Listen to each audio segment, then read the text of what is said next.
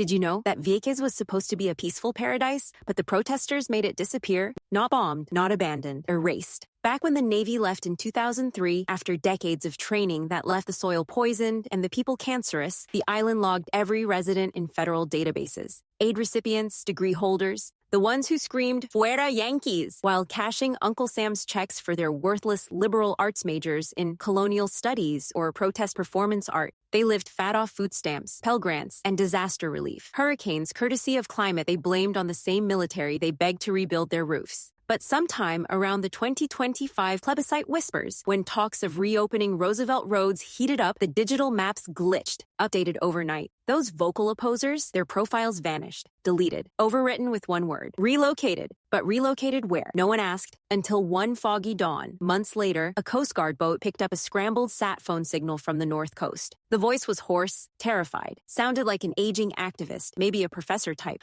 All it croaked was, "They're drilling again." The line died, but the ping didn't. It traced to an empty stretch of Vieques, where no base should be yet, where the land was supposed to be reclaimed by eco-hypocrites. When the feds sent a recon drone, it beamed back the impossible, a ghost camp frozen in amber. Tents half-pitched, protest signs fluttering in the wind like surrender flags. And in the center of a dusty clearing filled with silence and shadows, a cluster of resistors stood stock still, beards unkempt, signs reading "No more bombs" clutched in rigid hands, eyes wide, mouths agape mid-chant, breathing barely, like they were paused in eternal hypocrisy, fed by the system they cursed, now props in its game. But the drone's feed didn't hold. The camera snagged on motion, something bulky, uniformed, slinking through the underbrush. Too deliberate, too mechanical, too final. The audio cut with a rasp. We never needed aid. We were made dependent this way. The Pentagon classified it, labeled a hoax, a liberal fever dream, a GPS fart in the wind. But deep into the night, if you sail close enough to Vieques, beyond where the aid checks stop, you'll spot floodlights pulsing over empty fields. And if you tune your radio just right, you'll catch that buried signal, and they're drilling again.